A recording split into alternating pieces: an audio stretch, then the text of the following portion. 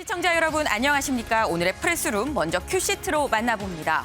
어제 대장동 특검 수용 가능성을 언급한 민주당 이재명 후보. 네티즌들의 허위 사실 유포에도 칼을 빼들었습니다. 이 소식 잠시 뒤에 알아봅니다. 어제 광주를 찾았던 국민의힘 윤석열 후보, 오늘은 전남 목포와 김해 봉하마을을 찾습니다. 김대중 전 대통령과 노무현 전 대통령을 기리는 건데 이 연이은 광폭행보 잠시 후 짚어봅니다. 윤 후보가 전국을 도는 사이 이 캠프 내부에선 또 당 내부에선 불협화음이 끊이질 않고 있습니다. 어떤 얘기들이 흘러나오는지 살펴봅니다.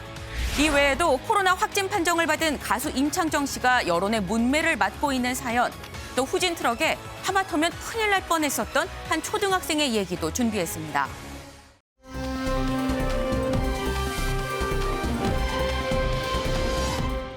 어제 오늘 사이 정말 두툼한 패딩을 입은 사람들이 꽤 많이 늘어났습니다. 이 비는 그친 것 같은데 추위는 언제까지 계속이 되는 건지 김다영 캐스터 날씨 전해주시죠.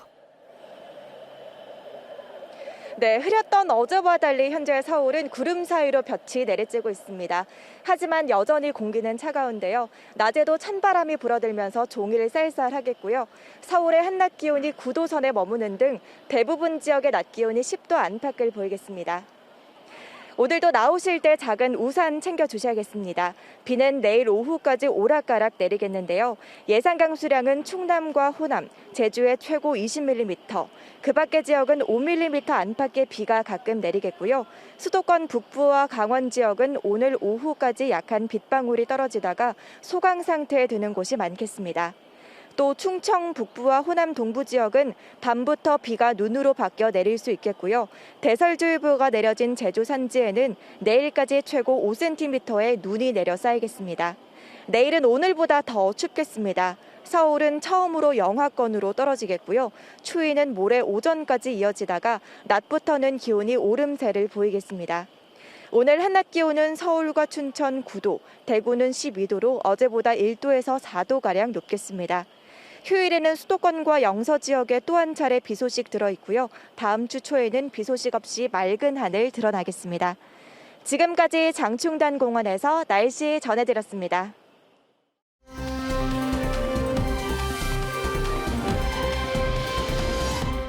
임창정 씨 미접종 확진 논란. 이 가수 임창정 씨가 이 코로나19 확진 판정을 받았다라는 얘기 어제 그제 이 계속 흘러나왔던 것 같은데 이수아 기자, 네.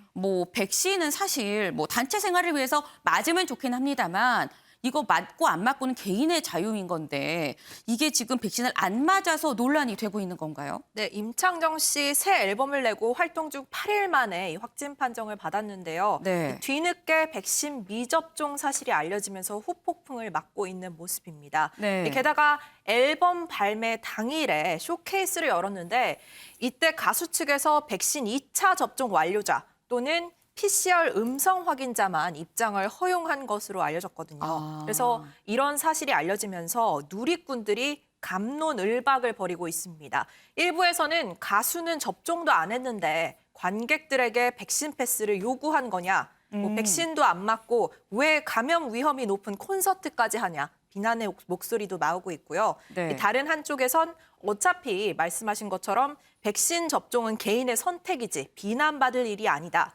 또 임창정 씨도 공연 직전에 PCR 검사 받았을 거 아니냐. 네. 여기서 음성이 나왔다면 문제가 없는 거 아니냐. 비난받을 일 아니다. 이런 얘기도 나오고 있습니다. 그렇군요. 아니 그런데 보니까 온라인상에서 아까 누리꾼 얘기도 잠깐 했긴 했습니다만 이 양쪽 편을 나눠서 공방이 좀 치열하게 이어지고 있는 것 같아요. 네, 임창정 씨 측의 해명을 먼저 들어보자면요. 이 서울과 제주도 집을 오가면서 활동하느라 접종을 미처 받지 못했다. 이런 해명을 내놨습니다. 그럼에도 논란 쉽게 사그러들지 않고 있는데요. 이 누리꾼 반응 조금 더 보여드리자면 이 임창정 씨가 자녀도 많고 또 개인 사업으로 술집도 운영하고 있다고 알려졌잖아요. 그렇다 보니까 다자녀 가구라면 애들을 생각해서라도 더 백신을 맞았어야 되는 거 아니냐. 이런 의견도 있고요. 아니면 아이 아빠라 부작용 때문에 오히려 백신 맞는 것이 더 무서웠을 수도 있다. 또 방역 지침을 어긴 것도 아닌데 이렇게 비난받을 일이냐. 이렇게 얘기가 엇갈리고 있는 상황입니다. 그렇군요. 그러니까 보니까 본인은 백신을 안 맞았는데 줌이나 온라인 쇼케이스가 아니라 오프라인 쇼케이스를 하면서 뭐 다들 뭐 백신 접종 완료잖아 아니면 이 음성 확인서를 꼭 갖고 오라고 얘기한 이제 그런 부분에 있어서 좀 이 논란이 되고 있는 것으로 보입니다. 그런데 임창정 씨 이 확진 판정에 뭐 임창정 씨는 본인 당사자긴 합니다만 가수 이지훈 씨가 또 주목을 받더라고요. 네, 이지훈 씨의 결혼식에 이 임창정 씨가 축가를 불렀던 건데 네. 그러면서 이 사태가 조금 커진 듯한 느낌은 있습니다. 이 스타의 결혼식이니 다른 연예인들도 많이 참석했잖아요. 네. 그래서 대거 코로나19 검사를 받게 된 건데요. 이지훈 씨 소속사 측은 일단 임 씨가 축가를 부른 뒤 잠시만 있다가 바로 이동을 했기 때문에 큰 문제는 없다라는 입장을 취하고 있습니다. 네. 일단 검사를 받은 대표적인 연예인은 가수 아이유 씨인데요. 이 같은 결혼식에서 축가를 불렀다고 해요. 이 아이유 씨 확진 소식이 들리면서 일정을 모두 취소하고 선제 검사를 진행했다고 하는데 음성으로 나왔다고 합니다. 다행히 아직까지는 이 결혼식에 참석했던 사람들 중 추가 확진자는 없는 것으로 알려졌습니다. 네, 그렇군요. 일단 마스크를 다 잘 착용을 했다라고 합니다. 그래서인 건지 어쨌거나 지금까지 다행스럽게 이 추가 확진자가 나오지 않은 상태인 건데 이 마스크의 힘이라는 얘기 저희가 이 코로나 확산 초기에 굉장히 많이 했었습니다. 이 마스크 잘 쓰는 거 아직도 유효하다는 점 꼭 기억을 해야겠습니다.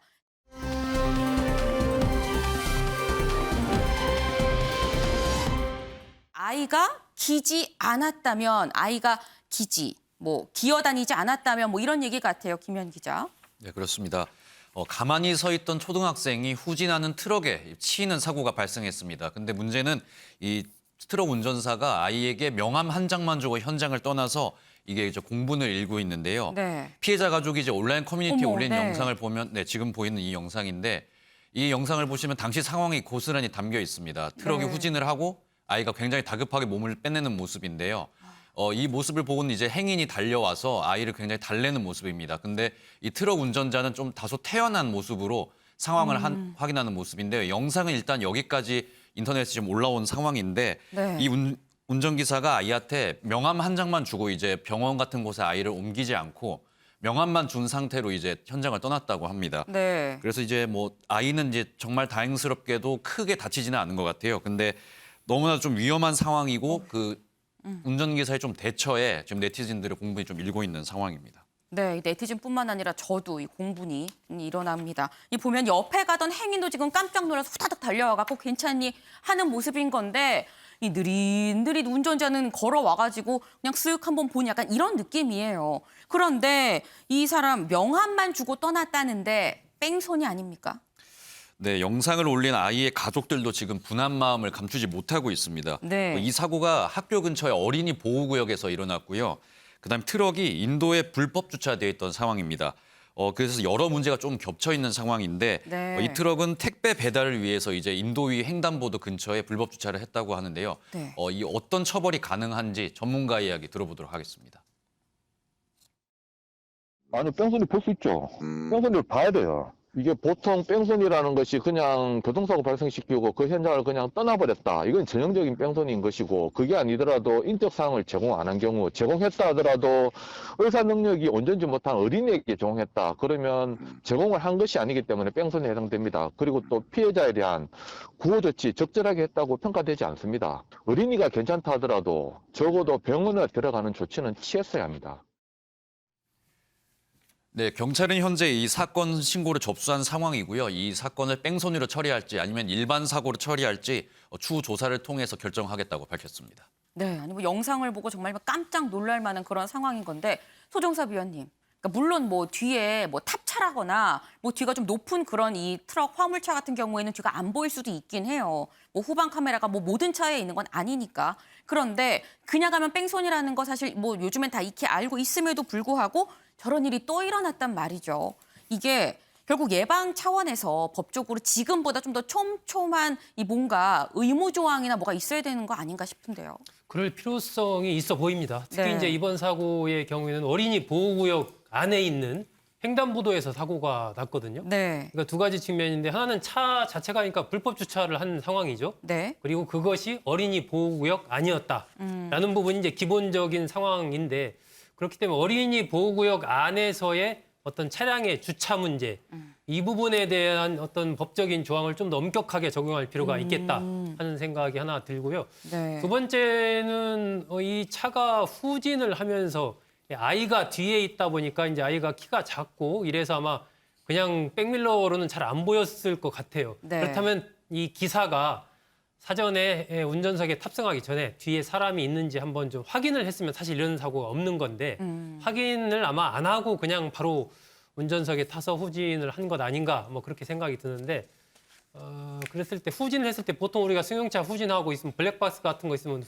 뒤에 후방이 보이지 않습니까? 그렇죠. 근데 아마 택배 차량에는 그런 부분들이 제대로 설치가 좀 안 돼 있는 것 같기 때문에 그런 측면에서의 어떤 이 후방 카메라, 센서 같은 것들 설치 문제라든지 네. 그게 아니라면 최소한 후진할 때 이제 소리가 보통 이렇게 후진하면 뭐 띠리리리 네. 뭐 이런 이제 소리가 좀 나도록 네, 네, 뭐 한다라든지 그런 정도만 돼 있어서도 최소한 어린아이가 뭔가 좀 위험을 눈치챘을 것 같은데 이번 사고는 그런 것이 전혀 없이 또 후방 등도 안 들어왔다고 그래요. 네. 그러니까 어린아이로서는 전혀 무방비 상태에서 그냥 차가 후진하고 거기에 자칫하면 그냥 깔려서 큰 사고로 이어질 뻔한 그러한 위험한 상황이었기 때문에 이런 측면에서 좀 더 이 법적인 그런 보안 조치 이런 것이 좀 필요해 보이고 무엇보다 이 택배 기사들의 그 안전 교육 이런 부분에 대한 조금 더 강화가 요구되는 그런 상황이 아닌가 싶습니다. 네, 이게 운전자들에 대한 어떤 안전 교육, 후방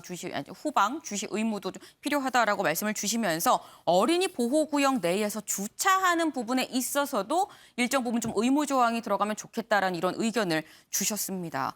예, 제3자인 제가 봐도 이 철렁한데 이 본 애 어머니는 얼마나 또 깜짝 놀랐을지. 네, 이 아이가 사실 뭐 몸은 많이 안 다쳤다라고 합니다만 정신적으로도 어쩌면 트라우마가 생길 수 있기 때문에 그 부분도 좀 잘 살펴봐야 될 것 같습니다.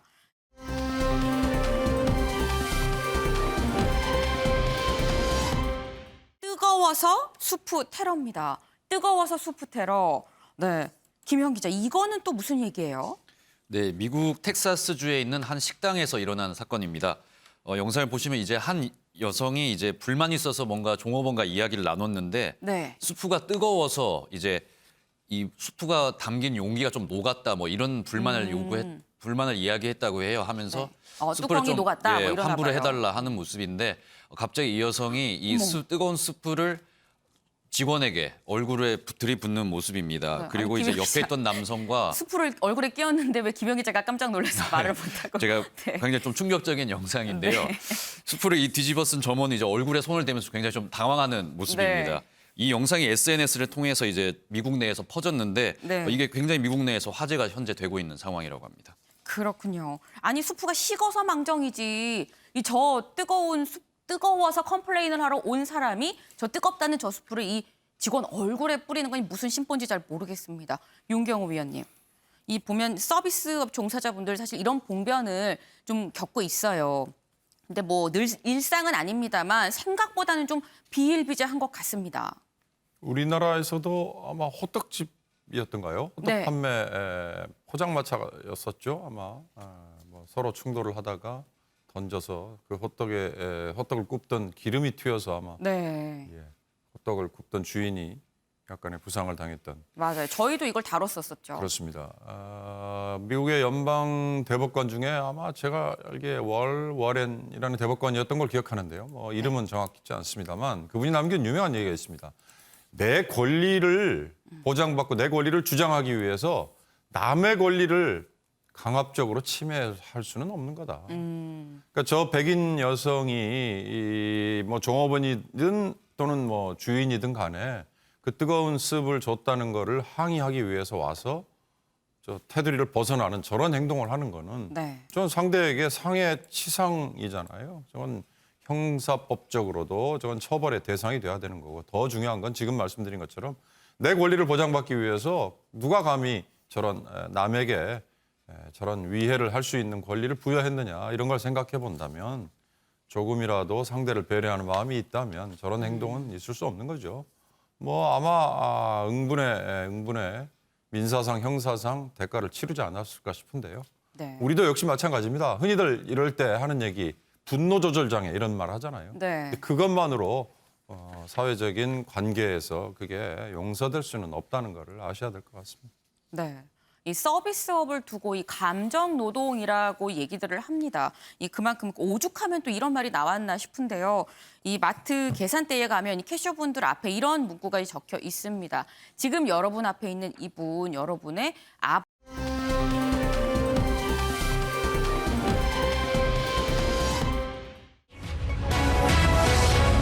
특검 수용의 조건부 비판, 이 측 가짜뉴스 법적 대응입니다. 어제 민주당 이재명 후보 관훈 토론회에서 이 대장동 사건 이 특검 가능성을 언급을 했습니다. 그 모습 먼저 영상으로 만나보겠습니다. 미진한 점이 있거나 또는 의문이 남는다면 저는 그게 특검 형식이든 어떤 형태로든 더 완벽한 철저한 진상규명과 그의 엄정한 책임 추궁이 반드시 필요하고 그 점에 대해서 전적으로 공감한다는 말씀을 드립니다. 예를 들면 충분히 100% 완벽하게 유능하지 못했다는 점 지적 외에 구체적으로 뭘 잘못했다는 겁니까? 없잖아요. 그러나 윤석열 후보의 문제는 구체적으로 특정되는 문제가 많습니다. 0대 10인데 왜 이걸 1대1 만들려고 그러냐. 우리는 한 골도 안 먹었어요. 잘못한 게 없습니다. 사퇴하고 책임을 지실 걸 약속하실 수 있습니까? 이제 이런 건 질문이라기보다는 공격에 이제 해당될 수 있죠. 뭐 혹시 김희원 패널님 뭔가 범죄를 저질렀다면 구속하고 처벌받는 거 감수하시겠습니까? 이렇게 물어보는 거 비슷하죠. 네, 지금 모습을 보니까 이 굉장히 이재명 후보 이 공격적으로 굉장히 철저하게 좀 정면 대응, 좀 이렇게 반박을 하는 그런 모습입니다. 근데 이수아 기자, 지금 보니까 검찰 수사가 미진할 경우 이 대장동 특검 수용하겠다라고 이재명 후보가 이렇게 얘기를 했습니다. 물론 어제 저희도 이 방송에서 말씀을 드렸었는데 문제는 이제 예전이랑 특검에 대한 입장이 이재명 후보가 바뀌긴 바뀌었는데 여기에 야당이 어떻게 나오느냐에 따라서 특검으로 가냐 마냐가 결정이 되잖아요. 야당은 뭐라 그래요? 네, 저희 어제 방송 시간만 해도 정확한 야당 입장 안 나온 상태였는데요. 어제부터 계속해서 야당 입장 반응 나오고 있습니다. 궁지에 몰리니까 특검 관련 입장을 바꾸고 있다, 이 후보가 이런 비판인데요. 먼저 국민의힘 이준석 대표 오늘 발언 듣고 오실게요. 예, 이재명 후보의 특검에 대한 조건부 수용 입장을 보면서 이재명 후보가 아주 궁지에 물렸다는 그런 생각이 듭니다. 젊은 사람들 용어로 이거를 가불기라고 합니다. 가드가 불가능한 기술. 예, 특검을 즉각 수용하지 않으면 특검을 거부하는 자가 범인이라는 국민의 확신에 따라 선거를 질 것이고 그렇게 선거를 지면 새로 탄생한 정부에서 어차피 엄정한 수사를 받을 테니 조건부 수용이라는 애매한 입장을 통해서 시간 벌기에 나선 것으로 보입니다. 가드가 불가능한 기술, 그러니까 방어가 불가능한 전략을 쓰고 있다. 시간을 벌기 위해서 조건부 수용 의사를 밝혔다라고 말을 하면서 이 후보 발언의 진정성을 의심을 했고요. 또 과거 국정농단 특검 당시에 특검 임명권에 야당이 행사를 했었거든요. 네. 이 부분을 강조하면서 이번에도 그 사례를 준용해서 야당이 특권 임명권을 가져야 한다고 다시 한번 말했습니다. 지금 대장동 의혹으로 사실 이 후보 지지율까지 영향을 받고 있지 않다, 이렇게 말할 수는 없을 것 같아요. 당연히 영향을 받고 있는 게 사실이거든요. 결국 이 후보가 국면 전환용으로 조건부 특권 수용 의사를 꺼내든 것뿐 사실 대선까지 시간 끌기용 아니냐라는 비판이 야당에서 나오고 있는 겁니다. 네, 지금 국민의힘이 이 조건부 특검 수용은 시간 끌기다라고 이렇게 지금 얘기를 하고 있는데 그런데 민주당은 이 조건부가 아니다라고 이렇게 얘기를 하던데요. 네, 이 후보 측 바로 재반박했습니다. 네. 이 후보 측은 조건부 특검이 아니고 후보가 특검 의지를 밝힌 거다. 뭐 대선 전에도 특검 가능성이 충분히 있다라면서 이 진정성 논란 일축했습니다. 이 여전히 검찰 수사를 보고 결정하겠다는 입장이어서 뭐 조건을 달아 시간을 벌겠다라는 야당의 공격에 과연 적절한 방어였냐 이 부분에 대해서는 조금 의문이 드는 건 같습니다. 네, 소종섭 위원님, 지금 민주당에서는 이게 조건부가 아니라 우리가 특검을 하겠다는 의지 표현이다 이렇게 얘기를 하고 있어요. 근데 제 생각에는 아마도 이 문구, 그러니까 검찰 수사를 지켜보되 미진한 점이 있거나 의문이 남는다면 이라는 이 말을 두고 지금 여야가 해석이 다르기 때문에 벌어지는 상황 같거든요. 어떻게 보세요? 그렇죠. 이재명 후보가 어제 토론회에서 특검 부분에 대해서 확실하게 특검 받겠습니다. 네. 바로 그러면 지도부는 야당과 협상을 해주십시오.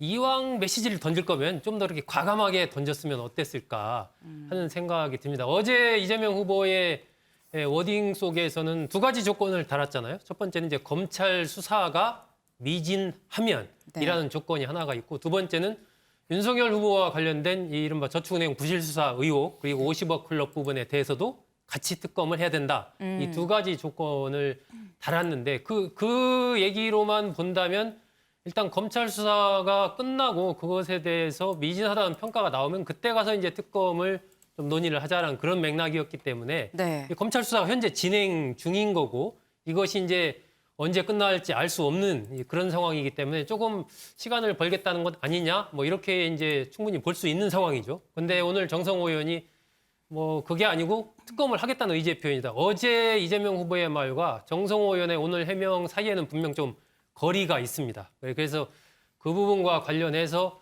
좀 더 분명한 어떤 입장이 좀 표명이 돼야 될 것으로 그렇게 좀 생각이 되고, 현재 이재명 후보로서는 이 대장동 의혹 특검은 워낙 지금 여론조사 보면은 어떤 조사는 거의 뭐 73%까지 나오고 있어요. 특검을 해야 된다라는 여론조사 자체가. 그런 정도로 이 특검에 대해서 요구하는 여론이 높은 상황이고 검찰 수사에 대한 이 불신이 크기 때문에 이 문제를 이재명 후보가 수세적으로 계속 피해갈 수는 없다. 아마 이런 판단 속에서 특검을 좀 받아들이는 쪽으로 이제 입장을 선회를 했다라고 판단이 드는데, 좀 더 이왕 할 거면 좀 과감하게 정말 어제 메시지를 던졌으면 훨씬 더 효과가 크지 않았을까 하는 그런 생각이 듭니다. 네, 지금 이 소종섭 위원께서는 좀 더 과감하고 선명하게 메시지를 던졌어야 하지 않냐라면서 이재명 후보에 대해서 좀 다소 비판적인 입장을 견지를 해주셨습니다. 그런데 이수아 기자, 이 대장동 사건에 대해서는 아까 이게 본 것처럼 우리가 무슨 문제가 있습니까? 라고 굉장히 좀 당당하고 이렇게 대응을 했잖아요. 근데 현재 문재인 정부의 어떤 정책이랄까요? 이런 부분에 대해서는 또 몸을 낮추는 그런 모습을 보였어요. 네, 이 정권 교체 여론이 60%를 웃도는데 어떻게 생각하느냐라는 기자 질문이 나왔는데요. 여기에 대해서 답변을 내놨습니다. 이 후보 네. 답변 먼저 듣고 오실게요. 3기 민주당 정부가 100% 잘했다라고 생각하지 않습니다. 이제 부동산 문제 같은 경우는 문제를 악화시켰다라고 하는 비판을 받아들이지 않을 수 없는 상황이라는 점도 인정합니다. 그리고 문재인 정부 또 민주당 정권에 또 실제 참여한 일원으로서 그 점에 대해서는 다시 한번 또 사과드립니다. 앞으로 있게 될 이재명 정부는 같은 뿌리에서 출발하는 것은 사실이지만 기본적인 것은 공유하되 부족한 것은 채우고 잘못된 것은 과감하게 고치고 또 필요한 것들은 더해서 이전과는 전혀 다른 더 유능하고 더 민생적이고 더 전진하는 그런 정부가 될 거라는 걸 끊임없이 설명하고 또 이해를 구하도록 하겠습니다. 네, 지금 현 정부가 100% 잘한다고 보지 않는다. 특히 부동산 문제에 대해선 기대에 못 미친다고 나름 솔직한 답변을 내놨습니다. 이 뒤이어서 이재명 정부는 이전보다 더 유능한 정부가 될 것이라고 덧붙였는데요. 이 현 정부와의 적당한 거리 두기를 하면서 아주 이 모습이 사실 이재명 후보에게서 아주 새로운 모습은 아닙니다. 이 대선 후보 감사 연설에서도 문 대통령이 선물한 넥타이를 하고 또 연설문에서는 이재명 정부를 굉장히 강조하는, 그러니까 현 정부의 좋은 점을 취하면서 차별화를 노리는 듯한 전략을 취했거든요. 어제 관훈 토론회에서도 이와 비슷한 태도를 보였다. 이런 분석이 나오고 있습니다. 네, 지금 보니까 이재명 후보 지금 현재 이 문재인 정부와 어느 정도 좀 거리 두기를 하는 좀 그런 모습인 걸로 보이는데 그런데 이수아 기자, 어제 관훈 토론회에서 한 발언 중에 또 논란이 되는 게 있습니다. 네. 이 음주 운전자, 초보 운전자 비유 처음 들으신 건 아니시죠? 이 얼마 전에 안철수 국민의당 대표가 사흘 전쯤 국민은 음주 운전자와 초보 운전자 중 한 사람을 뽑아야 하는 선택을 강요받고 있다. 라면서 이재명 후보와 윤석열 후보를 각각 음주 운전자, 초보 운전자에 비유했는데요. 네. 이 후보가 이 비유를 받아서 다시 윤 후보 견제용으로 사용했습니다. 어제 관훈 토론회에서 음주운전 경력자보다 초보 운전자가 더 위험하다 이렇게 얘기한 거죠. 발언 듣고 오실게요. 저는 음주운전 경력자보다 초보운전 경력자가 더 위험하다고 생각합니다. 국가의 행정 경영에 최종 책임을 지는 리더는 실수하지 말아야 합니다. 실수할 가능성이 적어야 하죠. 그런데 초보는 실수할 가능성이 많습니다. 깨끗할지 몰라도. 우리가 왜 흠없는 사람을 찾아서 국회 인사청문회에 아무 문제도 되지 않는 선택을 하고 싶지 않겠습니까? 그러나 그 인사청문회의 그 지난한 과정을 각오하고서도 문제가 일부는 있지만 그럼에도 불구하고 일을 맡겨야 되겠다고 하는 선택을 하는 이유는 바로 그런 경험들이 흠이기도 하지만 또 하나의 새로운 계기가 되기도 하기 때문이다. 네, 이 발언 반응이 썩 좋지 않았습니다. 야당은 황당한 발언이다. 위험한 인식 수준이 또 드러났다라면서 비판했고요. 온라인상에서도 아니 음주운전은 범법행위인데 어떻게 이걸 초보 운전과 비교를 하냐라면서 비판이 쏟아진 거죠. 이 여론이 좋지 않자 이재명 후보 측에서 부랴부랴 수습에 나섰는데요. 음주운전 경력자와 초보 운전 중 실수할 위험이 더 많은 사람은 초보 운전이라는 취지였다. 음주운전보다 초보 운전이 더 위험하다. 이렇게 주장한 것은 아니라고 해명했습니다. 네, 그런 취지가 아니었다. 더 위험하다는 게 아니라 더 실수할 가능성이 많다란 얘기였다라고 이렇게 이 해명을 했다는데 윤경호 위원님, 지금 보면은 뭐 이재명 후보도 그렇고 또 윤석열 후보도 그렇고 지금 두 사람 다 지금 실언 논란에 휩싸이고 있습니다. 이게 이 단순히 여의도 경험이 없기 때문이다라고만 볼 수 있는 걸까요? 이재명 후보한테는 뭐 그런 아무리 여의도 경험은 없지만 다른 걸로는 능수능란하죠. 이보다 더 심한 유인하는 발언도 잘 넘어왔죠. 이거 사실 저는 뭐 어떻게 보면 말꼬투리를 잡는 거다라고 보는데요. 뭐 이재명 후보를 제가 옹호하지 않은 취지가 아니고 저게 무슨 의미인지는 아마 들은 분들은 다 알 거예요. 그러나 따지고 보니까 음주운전이라는 거는 법을 위반한 거 아니냐 이거고 초보운전이라는 건 법 위반은 아니지 않느냐라는 거예요. 잣대로 따지면 한쪽은 법을 위반한 거고 한쪽은 법을 위반하지 않은 건데 그게 어떻게 같은 잣대냐 이렇게 말꼬투리를 잡을 수는 있습니다. 그러나 이재명 후보가 한 얘기는 그런 취지는 아니었다는 거 아마 들은 분들이 이미 다 아실 거예요. 그러니까 저는 그거보다 어제 관훈 토론회를 보면서 야 안철수 국민의당 후보가 정말 이 두 마디 가지고 한 건 했다 싶은 생각이 들더라고요. 앞으로 이제 이 내년 3월 9일 대선 치러지는 날까지 이재명 후보는 음주운전 경력자, 윤석열 후보는 초보 운전자. 네. 아마 이 꼬리표가 계속 따라다닐 거예요. 거기에 이제 평가를 할 때마다 그건 뭐 법적으로 법을 한쪽은 위반한 거고 한쪽은 위반하지 않은 거다. 한쪽은 초보라는 게 그만큼 실수할 위험이 크다는 거다. 음주운전은 그래도 뭐 능수능란하다고 표현하면 이상합니다만 뭐라 경험이라도 있는 거 아니냐 뭐 이런 식의 이제 댓글들이 갖다 붙겠죠. 중요한 건 글쎄요. 이따가 뭐 저희가 윤석열 후보의 또 다른 실언도 아마 얘기할 것 같은데요. 실언 또는 뭐 말실수 이거보다는 실제로 당사자들이 어떤 취지로 이 얘기를 하려고 했는지 흔히 말하는 맥락을 좀 지켜보면서 비판을 하는 게 본인이 더 아플 겁니다. 중요한 건 본인이 이런 비판에 얼마나 아파하느냐 이게 중요한 거거든요. 그 말실수 그거 조금 했다고 해서 비판하는 거 본인이 별로 개의치 않으면 그건 별로 그렇게 무게가 실리지 않는다는 것 때문에 이런 말씀드립니다. 네, 이 윤경호 위원께서는 이 사실 부질없는 말실수다. 이 맥락을 놓고 좀 봐야 된다라는 이런 의견을 주셨습니다. 난 민주당 뭐 어쨌거나 이런 뭐 말꼬투리니 뭐 아니니 뭐 논란이 있을 수 있습니다만 여기에 대해서 적극 해명을 했는데 이 이재명 후보의 배우자인 김혜경 씨의 낙상 사고를 둘러싸고도 이 각종 가짜 뉴스가 좀 나오고 있다라면서 민주당 이 적극 해명에 나서고 있죠. 네, 그렇습니다. 시청자 여러분들께서도 김혜경 씨의 그 낙상 사고와 관련해서 이른바 찌라시라고 불리죠. 출처가 불분명한 문자나 사진 받아보신 분들 계실 겁니다. 네. 민주당은 이 가짜 뉴스 허위 사실이 난무하고 있다면서 오늘 오전에 기자회견을 열기도 했는데요. 특히 이 가짜 뉴스 허위 사실 유포가 개인이 아니라 어떤 특정 집단이 이거를 주도하고 있다 이렇게 이야기를 했습니다. 네. 의도적으로 이게 진행이 되고 있다는 이야기인데. 배우자 실장인 이해식 의원은 최근 상황을 이제 제2의 시발단 사태와 말했는데 이 사태가 지난 2012년에 당시 문재인 후보를 비방하고 이제 박근혜 당시 후보를 옹호하는 그 조직이 있었는데요. 이 사건이 유죄를 받은 사건이 있었습니다. 여기에 최근 상황을 빗댄 거고요. 서용구 의원은 이제 노무현 대통령도 가짜 뉴스 때문에 세상을 떠났다면서 가짜 뉴스를 반드시 막겠다 뭐 이런 강한 의지를 내보였습니다.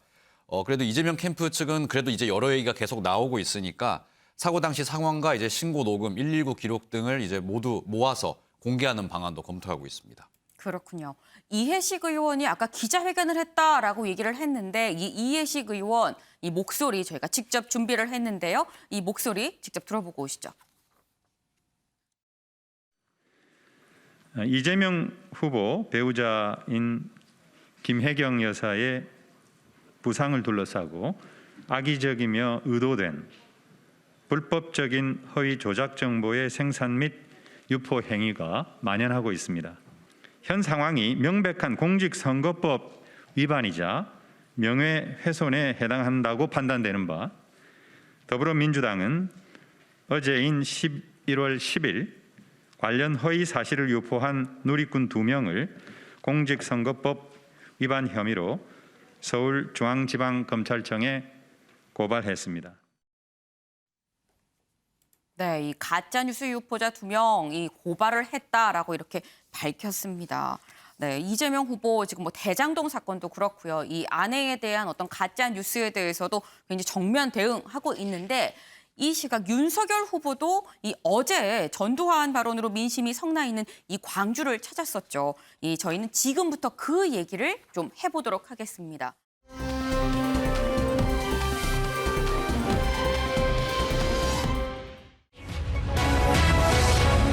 윤석열 입구 사과 적절? 아니 사진 찍기용. 네, 이 윤석열 후보 어제 이 성남 민심의 이 광주를 직접 찾았습니다. 그런데 어제 저희 방송이 끝난 뒤의 시간이어서 저희가 이 방송에 전해드리지 못했었는데요. 그 모습 저희가 영상으로 준비했으니까 영상 먼저 보고 오시죠.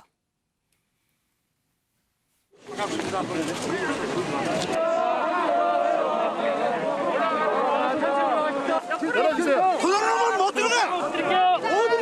잠시만.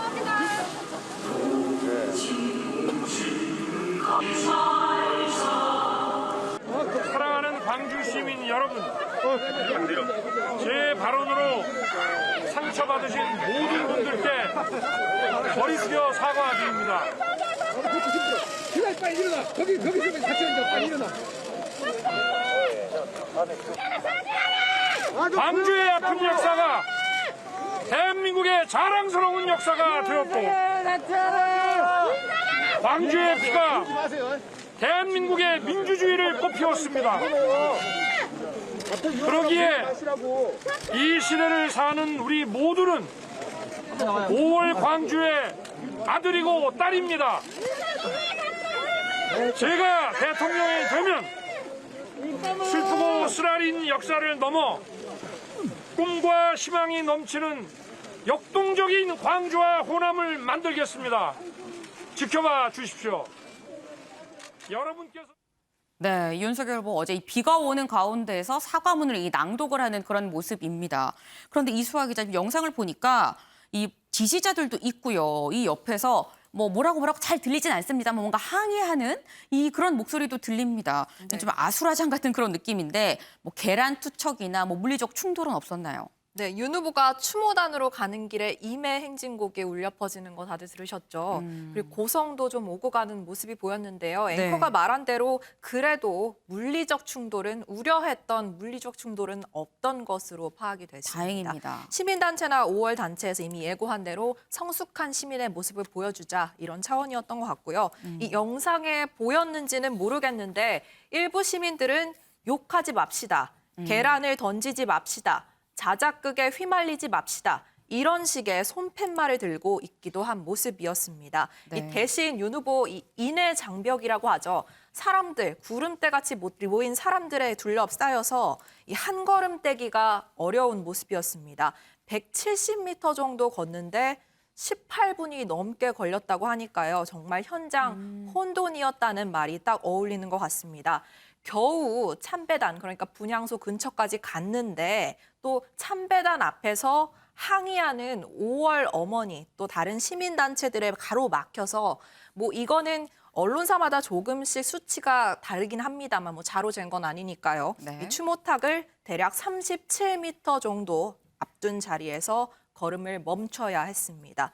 또 윤 후보 이 전두환 비석이 있는 민족민주열사 묘역, 그러니까 구 묘역을 갈 것이냐, 또 여기 가서 전두환 씨 비석을 밟을지 여부가 관심이 쏠렸는데 이곳을 따로 방문하지는 않았습니다. 네. 지금 뭐 물리적 충돌이 없었다고 하니까 좀 다행이긴 한데 소종섭 위원님.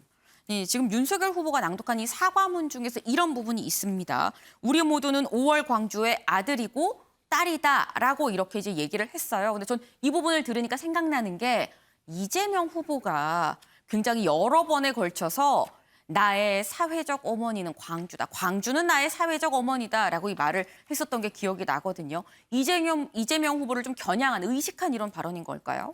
글쎄요, 꼭 뭐 윤석열 후보가 이재명 후보를 의식해서 그런 발언을 했을 것이라고 저는 생각하지는 않습니다.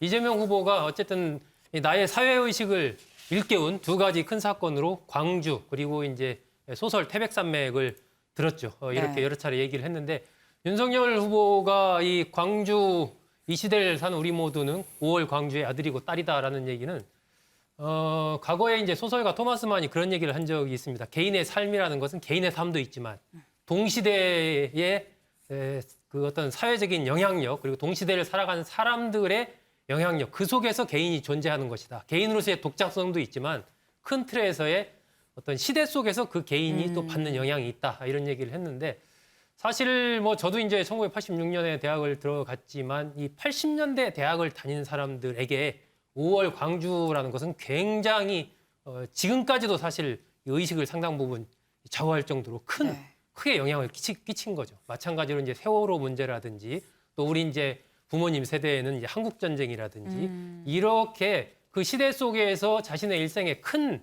영향을 끼친 그런 것들이 있지 않습니까? 마찬가지로 이 5월 광주라는 부분은 우리나라 그 민주화의 역사에서 상징적인 그러한 부분들이기 때문에 이 시대를 살아가는 모두가 그 영향권, 그 자장 안에서 벗어나기가 힘들다. 그 영향을 받을 수밖에 없다라는 그런 맥락에서 윤석열 후보 본인도 이제 80년대 대학을 다녔으니까 그 측면에 대해 그 5월 정신 이런 것들을 늘 새기고 살아가겠다. 나의 인자에도 그런 5월 광주의 역사 이런 것들이 스며들어 있다. 이 얘기를 한 것 아닌가. 그렇게 저는 해석을 합니다.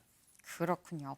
그런데 이수아 기자, 이 보통 보수 정치인들이 이 5.18 민주화 뮤지에 가게 되면 꼭 나오는 얘기가 쇼 아니야 뭐 이런 얘기잖아요. 근데 어제 보니까 이 현장에 있던 기자들이 돌직구로 물어봤더라고요. 네, 이 윤 후보 광주까지 가는데 생각보다 오랜 시간이 걸렸잖아요. 네. 애초에는 뭐 마지막 경선 토론회만 끝나면은 바로 방문하겠다 이렇게 했다가 반발에 부딪히니까 한 차례 일정을 미루기까지 했었거든요.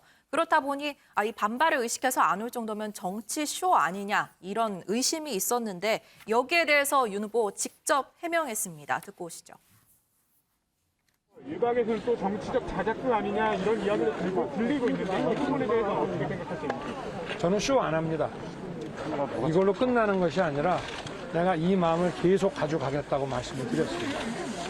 후회의 문제가 아니라 발언이 잘못됐으면 또 그 발언으로 다른 분에게 상처를 줬으면 거기에 대해서 질책을 받고 책임을 져야 되는 것이지 후회라는 게 의미가 없다는 말씀을 드립니다. 제 원래의 생각이 5.18의 정신이라는 것은 자유민주주의 정신이고 또 우리 헌법 가치를 지키는 정신이기 때문에 당연히 저는 헌법 전문에 헌법이 개정될 때 반드시 올라가야 된다고 제가 늘 전부터 주장을 해왔습니다. 네, 전두환 씨에 대한 얘기도 나왔었는데 이 발언을 후회하냐 또 기자들이 돌직구를 날렸거든요. 여기에 대해서는 후회해봤자 소용이 없으니 그 대가를 달게 받겠다. 뭐 이런 취지로 후회가 의미 없다라는 발언을 한 것 같습니다. 다만 윤 후보 대선 후보인데다가 전두환 씨 발언의 후폭풍이 상당했거든요. 네. 그렇기 때문에 혹시 김종인 전 비대위원장처럼 무릎 사과를 하는 거 아니냐 아니면 그 이상의 모습을 보여주지 않을까라는 분석도 나왔었는데 네. 여기에 대해서는 묵념과 사과문 낭독 수준으로 끝낸 거잖아요. 기자들 질문이 있었지만 여기에 대해서는 즉답을 피했습니다. 그렇군요. 지금 보니까 쇼 안 합니다라고 얘기를 하니까 화난 거 아닐까라는 느낌이 들 정도로 굉장히 좀 단호하게 얘기를 했습니다. 5.18 정신을 뭐 헌법에도 넣겠다라고 이렇게 얘기를 했는데 김현 기자. 보면 5.18 유족들이 쇼가 아니다라고 사실 생각을 해야 되는 거 아닌가 싶은데 유족들 생각은 어떤지 직접 취재했죠. 네, 그렇습니다. 광주 5.18 단체들은 윤 후보의 사과 그리고 광주 방문에 대해서 대체적으로 비판적인 입장입니다. 저희가 5.18 단체들에 모두 연락을 드려서 윤석열 후보 측이 좀 만남을 요구하거나 직접 만나자 뭐 이런 이야기를 나눴는지 여쭸는데요. 네. 윤석열 후보 측에서 연락받은 곳이 단 한 곳도 없었습니다. 직접 만남 없이 묘역만 방문했다 뭐 이런 비판이 계속 나오고 있는 건데요. 어제 윤석열 후보의 방문을 지켜본 5.18 단체와 이용섭 광주시장의 목소리 직접 들어보겠습니다. 이건 뭐 사과하러 온 사람이 아니라 마치 그 점령군이 점령 선언문을 낭독하는 느낌을 주더라고요. 그 장면 보기 전에도 이제 대체로 너무 실망스럽다. 정말 마음을 열러 온 것인지 그냥 그래 나는 사과한다. 너희들이 받으려면 받고 말라면 말고 자기 일정 딱 잡아서 잡은 대로 그냥 그렇게 통보하고 가버린 꼴이에요. 일국의 대통령이 되겠다는 사람이라면 어쨌든 그 비 맞고 나이 드신 노인들이 그 의자에 못하게 앉아 있으니까 다가가서 머리를 조아리고 그 앞에서라도 정말 사과드립니다 라고 했더라면 무슨 말을 듣더라도 현장에서 더 마이너스. 한마디로 얘기하면 매우 안타깝고 유감입니다. 제가 윤 후보에게 민주 시민들이 진정성을 느낄 수 있도록 3가지 약속을 요구했습니다. 그런데 5.18 민주화 운동을 헌법 전문에 포함할 것에 대해서는 분명한 입장을 밝혔지만 5.18 진상규명과 역사 왜곡에 대한 당 차원의 재발방지 대책에 대해서는 확실한 입장 표명이 없었습니다. 매우 안타깝고 유감스럽게 생각하고요. 윤 후보의 이번 사죄가 책임 있고 진정성 있는 행보로 이어지길 바라고요. 계속 지켜볼 것입니다. 네, 5.18 단체들은 사과뿐 아니라 윤석열 후보가 5.18 민주화 운동과 관련된 구체적인 공약 같은 것도 내놓지 않았다 이렇게 비판을 하고 있습니다. 그런데 반면에 이준석 국민의힘 대표는 사과 형식이 어느 정도 적절했다 이러면서 약간 긍정적인 반응을 보이고 있고요. 최근에 이제 윤석열 지지를 선언한 이제 호남의 대표적인 정치인이죠. 박주선 의원도 광주에 가서 이 정도 성의를 보였으면 더 이상 사과를 어떻게 하냐 뭐 이런 식의 반응을 내놔서 좀 상반된 시각차를 보이기도 했습니다. 네, 뭐 박주선 의원이나 이런 분들은 아무래도 윤석열 후보 캠프 안에 있는 이런 분들이라는 점 좀 감안을 해서 좀 들어야 될 것 같고요. 그런데 김현 기자, 이재명 후보도 또 한마디를 했더라고요. 네, 이재명 후보는 어제 자신의 SNS에 글을 올렸는데요. 광주에 가서는 사과를 하지만 서울에서는 망언을 하는 국회의원들을 방치하고 있다. 이렇게 견제구를 날렸습니다. 네. 그러면서 어제 방문이 가짜 사과가 아니길 바란다. 이런 말도 남겼거든요.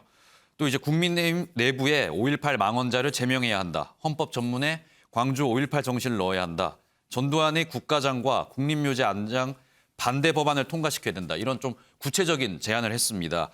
과거 이제 국민의힘 전신이죠. 자유한국당 시절에 김진태, 이종명, 김순례 의원의 5.18 망언이 있었지 않습니까? 네. 이때도 이제 제명 요구가 있었는데 굳이 이제 다시 이 사건을 좀 상기시키면서 윤석열 후보뿐 아니라 국민의힘 당 자체를 비판하는 모습도 이어갔습니다. 네, 뭐 사과의 진정성 논란도 있습니다만 윤 후보가 어제 방명록에 적은 글이 또 이게 회자가 되고 있습니다. 이수아 기자, 뭐라고 썼길래 회자가 되죠? 네, 방명록 글귀를 좀 보면서 말씀을 드릴까 봐요. 먼저 네. 보시면 이 민주화 인권의 5월 정신 반드시 세우겠습니다. 반드이입니다. 네. 여기에 이렇게 썼는데요. 여기에 대해서 여당 선대위가 비난을 했습니다. 이 맥락상 5월 정신을 반드시 지키겠다라는 표현이 맞는데 이걸 반드시 세우겠다라고 쓴 것이 잘못됐다는 주장입니다. 이 열린민주당도 비판에 가세를 했는데요. 잘 서 있는 5월 정신을 뭘 반드시 세우겠다는 건지 이해가 잘 안 간다라면서 윤 후보 공격에 가세하는 모습입니다. 이 윤석열 후보 직접 해명에 나섰는데요. 검찰 근무를 할 때 주변 같이 일했던 친구들이 호남 출신 동료들이 자주 쓰던 표현을 그대로 쓴 거다. 문제가 없다는 입장을 내놨습니다. 윤 후보 발언 듣고 오실게요.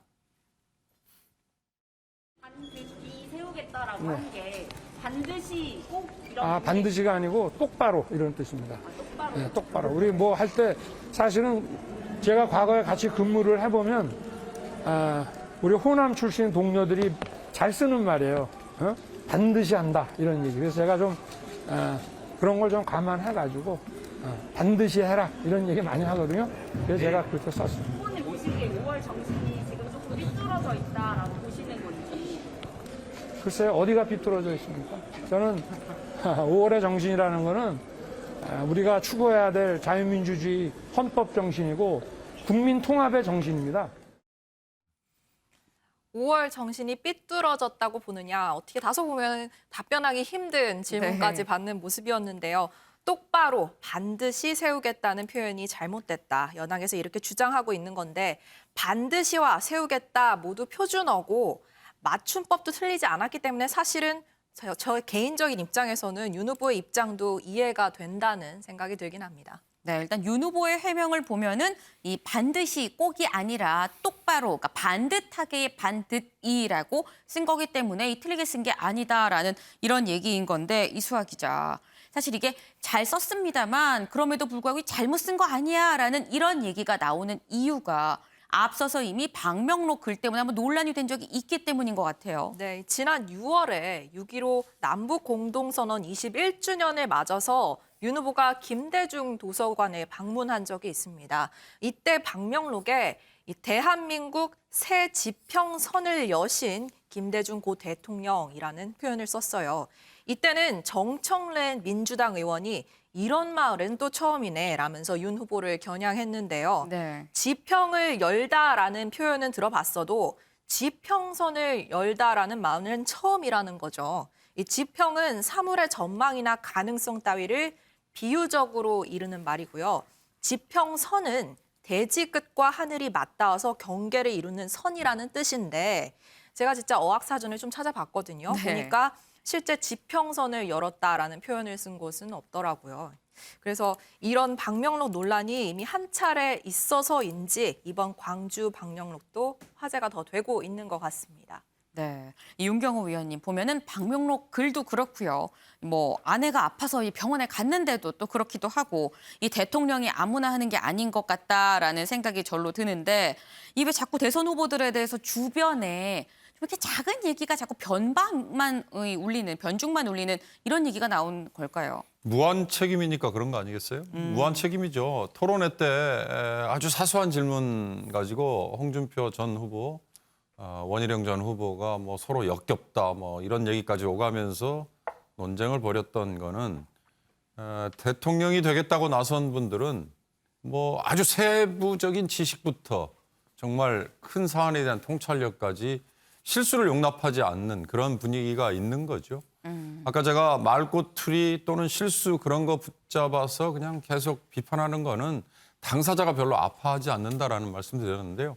윤석열 후보 경우는 자꾸 되풀이된다는 점에서 아마 본인이 좀 아프긴 아플 것 같아요. 이번 경우는 뭐 반듯하게 세우겠다라고 거듭 설명한 게 오히려 더 일을 꼬이게 만드는 거 아닌가 저는 그런 느낌이 들긴 해요. 지난번에 지평을 연다, 지평선을 연다 그건 명백한 표현의 실수인 것 같고요. 더 큰 문제는 그때 성찰이라는 표현이었죠. 성찰이라는 거는 스스로 반성하겠다 뭐 이런 뜻인데 거기다 대고 그래서 뭐 윤석열 후보 경우는 아마 참 죄송한 말씀입니다만 평소에 인문학적인 소양에 대해서 별로 그렇게 노력을 좀 덜 하신 게 아닌가. 그런 게 저는 뭐 드러난 거다 이런 느낌이 좀 들긴 해요. 그러나 그런 게 다른 뭐 더 장점이 더 보인다면 그게 뭐가 문제냐라는 게 지지층들의 생각이고 또 더 심하게 말씀드리면 반대쪽은 더 묻어있는 뭐가 더 많다. 그러면 이거에 뭐가 문제냐 아마 이럴 거예요. 결론적으로 말씀드리면 아주 지연 말단, 말실수 뭐 이런 것들이 당사자가 아파하는 거 이렇다면 그건 심각한 문제가 될 수 있습니다. 그러나 가랑비에 옷 젖는다는 게 아마 여기에 적용이 되지 않을까. 이런 것들이 쌓이면 고개를 갸우뚱하게 만들지 않을까 싶습니다. 네, 자꾸 이런 지엽적인 얘기가 나오는 건 사실 대통령은 무한 책임을 지기 때문이다라고 말씀을 주셨습니다. 이런 얘기 지금 대통령 후보들 다 좀 귀담아 들어야 될 것 같습니다. 지금 윤석열 후보 이 시각 지금 봉하마을에 가 있습니다. 이수아 기자, 지금은 봉하마을인데 보면 오전에는 또 전남 목포에 가서 김대중 이 노벨 평화상 기념관을 또 찾기도 했잖아요. 네, 오전 9시 반에 이미 목포 김대중 노벨 평화상 기념관을 방문했고요. 네. 앵커 말대로 오후 2시부터 봉하마을을 방문 중입니다. 이 봉하마을은 노무현 전 대통령의 고향이잖아요. 윤 후보 네. 이미 여러 차례 노 전 대통령에 대한 애틋한 마음을 표현했기 때문에 어떤 발언을 내놓을지 관심이 쏠리고요. 오전 김대중 기념관 방문 행보는 저희가 영상 준비했거든요. 현장 모습 보고 오시죠. 김주현장 직접 파괴가 말씀이 있고요. 그 다음에 저는 말씀을 하고.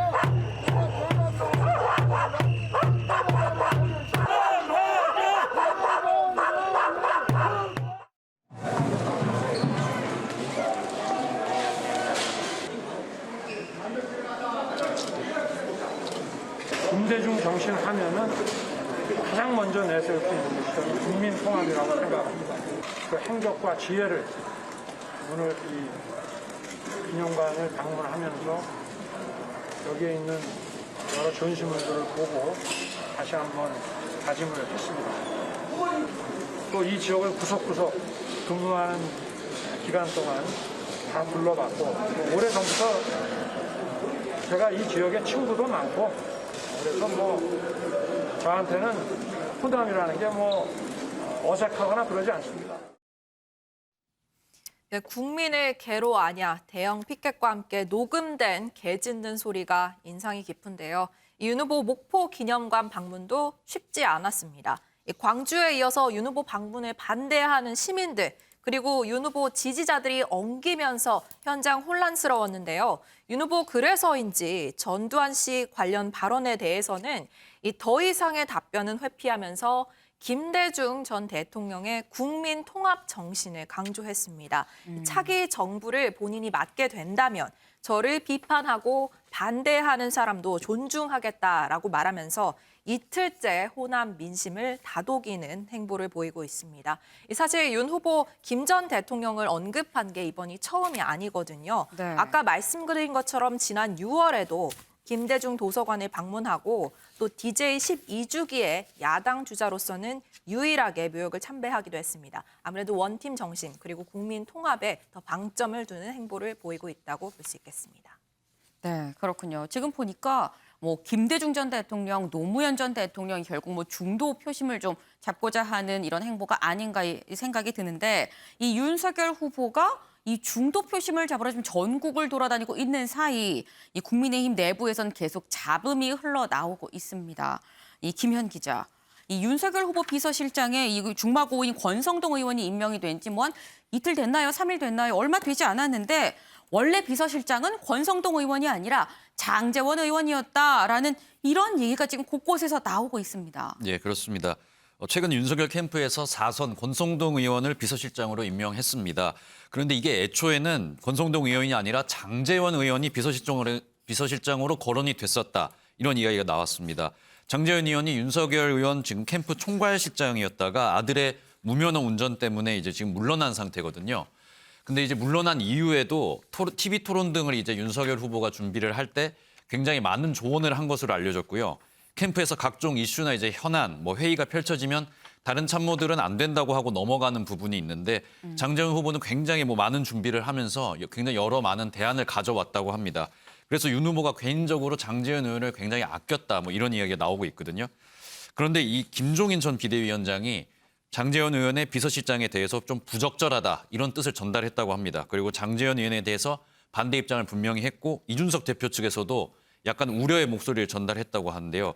이런 이제 캠프 내부의 인선 이야기가 외부로 흘러나오면서 조금 상황이 어수선한 상황인데 네. 논란에 대해서 윤석열 후보는 비서실장이라는 그 자리가 조직을 준비하는 간사 역할인 만큼 장제원 의원보다 약간 중진인 권성동 의원이 적합해서 역할에 맞는 사람을 임명했다. 이렇게 좀 다소 원론적인 답을 내놓은 상황입니다. 네, 일단 윤석열 후보가 아니다. 원래 권성동 의원이었다라고 이렇게 얘기를 했습니다만 어쨌거나 이 김종인 전 비대위원장이 반대해서 이 장제원 의원이 아니라 권성동 의원이 비서실장을 맡게 됐다라는 얘기가 좀 설득력 있게 막 퍼진 이유가 사실 김혜영 기자 보면은 김종인 전 비대위원장하고 장제원 의원이 사이가 썩 좋지는 않잖아요. 네, 그렇습니다. 장제원 의원은 최근까지 그 반김종인계의 대표적인 인사입니다. 예전에 김종인 전 비대위원장을 노욕에 찬 정치 기술자, 훈수를 가장한 탐욕을 가지고 있는 자, 이렇게 노골적으로 비판한 적이 있고요. 김종인 위원장도 장제원 의원을 홍준표 꼬봉이다, 이렇게 좀 다소 과격하게 비난한 적이 있습니다. 네. 거기에 이제 또 이런 설전이 계속 이어졌는데 장제원 의원은 김종인 위원장의 이 꼬봉 발언에 대해서 과거 노태우 정권에서 일했던 그 김종인 전 위원장의 이력을 꼬집으면서 노태우 꼬봉이 할 말은 아니다. 이렇게 굉장히 이제 과격한 설전을 이어간 적이 있거든요. 네. 윤석열 후보의 최측근들 중에 이제 김종인 전 위원장과 이제 충돌한 이력을 가진 사람들이 장제원 의원 말고도 굉장히 좀 있는 편입니다. 그래서 김종인 위원장 합류를 놓고 캠프의 원팀 규류가 좀 깨지는 것 아니냐 이런 우려도 나오고 있는 상황입니다. 그렇군요. 근데 잡음이 들리니까 보니까 이준석 대표도 나섰던데요. 네, 이준석 대표 그 국민의힘 선거대책위원회 구성을 두고 이제 갈등이 있다 이런 목소리가 나오니까 직접 수습에 나섰습니다. 네. 오늘 기자회견 열고 발언했는데요. 오늘 발언 함께 들어보시겠습니다. 제가 그 윤석열 후보랑 얘기하면서 누구 배제해야 된다라는 말을 단 한 번도 한 적 없고요. 제가 그 윤석열 후보한테도 윤석열 후보가 어떤 분들이 이런 게 좋을까 해가지고 제가 추천하는 게 한 2분 되나요? 저는 제가 명쾌하게 밝힙니다. 저는 한 명도 제가 배제해야 될 명단을 준 적도 없고 후보한테 제가 봤을 때는 김종인 위원장도 명시적으로 이름들을 막 이렇게 박으면서 이렇게 하진 않았던 걸로 알고 있거든요. 그러니까 저는 오히려 다들 너무 민감해져 있는 거 아닌가. 네, 발언을 정리해보면 이 논란이 좀 의도적인 위기감 고조 작전이다. 이견이 이렇게 또 일축을 했고요. 오히려 이견이 적어서 신속하게 선대위 구성이 가능하다. 이렇게 말을 했습니다. 또 호사가들의 말이다. 이렇게 아무튼 갈등에 대해서는 완전히 일축하는 발언을 했는데 김종인 위원장의 합류에 대해서도 부인하지 않는 모습을 보였거든요. 네. 이번 선대위 갈등에 대해서 이준석 대표가 수습에 적극적으로 나선 모습 보였습니다. 그렇군요. 윤경호 의원님. 지금 보니까 어쨌거나 지금 비서실장은 권성동 의원으로 임명이 됐고 다 공표가 됐습니다. 근데 굳이 이런 상황에서 뒤늦게 원래는 장제원 의원이었어라는 말이 결코 좋은 얘기가 아니잖아요. 나와봤자.